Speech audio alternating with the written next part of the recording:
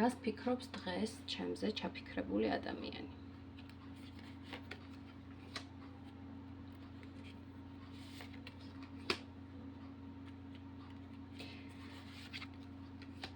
უმეტეს შემთხვევაში თქვენს მიერ ჩაფიქრებული ადამიანი არის მამაკაცი.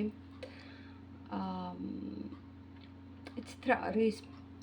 ეს მამაკაცი კი ფიქრობს თქვენზე და საკმაოდ რაღაც მომენტებში სერიოზულადაც კი, მაგრამ ეს ადამიანი არის კარიერისტი. მისთვის კარიერა დგას პირველ ადგილას. შესაბამისად, სხვა დანარჩენი ყველაფერი აქვს გადაწეული გვერდით და მისთვის პრიორიტეტულია გამოიმუშაოს რაც შეიძლება მეტი ფული.